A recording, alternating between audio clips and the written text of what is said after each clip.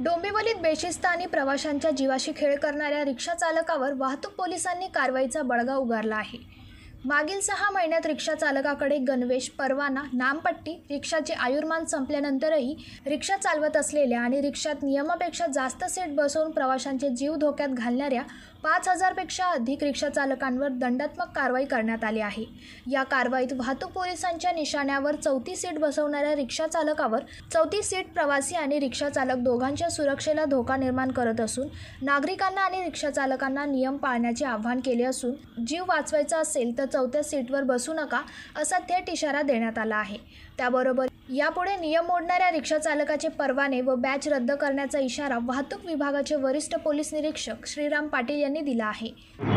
साधारणतः 1 जानेवारीपासून 31 मेपर्यंत डोंबिवली शहर वाहतूक शाखेकडून 5000च्या सुमारास रिक्षांवरती कारवाई करण्यात आलेली आहे।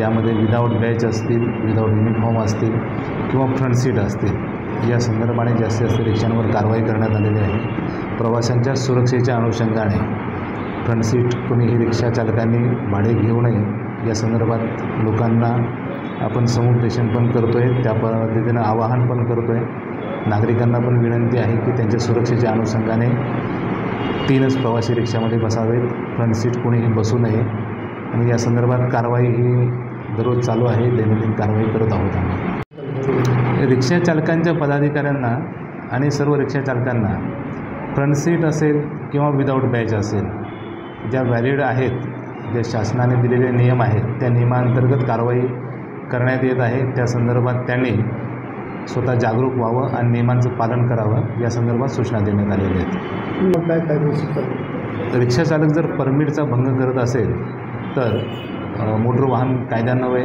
त्यांच्यावरती नियमितप्रमाणे कारवाई करण्यात येत आहे। तरी रिक्षा चालकांना एक आवाहन आहे की त्यांनी नियमांचं पालन करावं व कोणताही फाईन त्यांच्यावर येऊ देऊ नये।